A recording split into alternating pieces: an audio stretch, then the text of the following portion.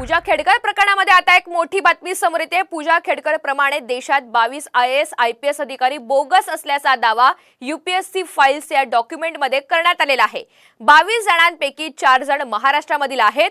विशेष म्हणजे एक जण शिक्षणाचं माहेरघर म्हणून ओळखल्या जाणाऱ्या पुण्यातील आहे। EWS चे फोटो प्रमाणपत्र तसंच दिव्यांग सर्टिफिकेट घेऊन आयोगाची फसवणूक केल्याचा दावा या डॉक्युमेंटमधून करण्यात आलेला आहे। सामाजिक कार्यकर्ते विजय कुंभार यांनी या संदर्भात ट्विट करत UPSC कडे पत्र लिहित तक्रार सुद्धा नोंदवलेली आहे। त्यांनी या प्रकरणाची आता चौकशी करण्याची मागणी सुद्धा केली आहे। दरम्यान त्यांच्याशी या सगळ्या संदर्भात सविस्तर बातचीत केलेली आहे आमचे प्रतिनिधी अक्षय बडवे यांनी। 22 जणांमध्ये साधारणपणे काय कॅटेगरायझेशन झालेलं आहे, याच्यात IAS IRS IPS असं काही आहेत का, आणि नेमकं यांनी फसवणूक केल्याचा दावा जो या डॉक्युमेंटमधनं करण्यात आलेला आहे ती नेमकी फसवणूक कुठल्या प्रकारची आहे?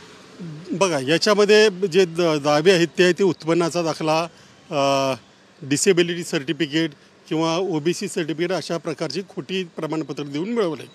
त्याच्यात काही नावंसुद्धा आहेत ज्याच्यामध्ये एक अधिकारी आपल्या पायाला दुखापत झाल्याचं सांगून नोकरी मिळवतो तिथे, आणि नंतर तो एका अभिनेत्रीबरोबर नाचताना सुद्धा दिसतो।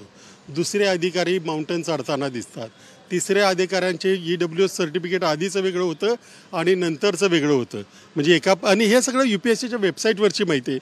ही यातली सुद्धा माहिती फार काही कुठून काढावी लागली अशा बाब नाही। म्हणजे एखाद्यानं आदल्या वर्षी सांगितलं असेल मी जनरल कॅटेगरीमध्ये, तर तो पुढच्या वर्षी अटेम्प्ट देताना EWSचं घेतो। हे सगळं संशयास्पद आणि म्हणजे हे लूपहोल शोधून त्याच्यातलं नेमकं काय करायचं हे ठरवून केलेल्या बाबी आहेत। त्याच्यामुळे जास्त कडक कारवाई याच्यावर होणं गरजेचं आहे। शेवटचे 2 प्रश्न आहेत। या 22 जणांची जी कॅटेगरायझेशन झालेलं आहे त्याच्यात महाराष्ट्रातले असे किती जण आहेत आणि कुठल्या पोस्टवरती आहेत? महाराष्ट्रातले बहुतेक जण आहेत ते IAS पोस्टमध्येच आहेत। 3-4 जण आहेत त्याच्यामधले, एक जण पुण्यातले सुद्धा आहेत त्या यादीमध्ये। UPSC या संपूर्ण प्रकरणावर काय कारवाई करतं ते पाहणं महत्त्वाचं ठरणार आहे। कॅमेरामन आदर्श कटकेसह अक्षय बडवे, साम TV न्यूज, पुणे।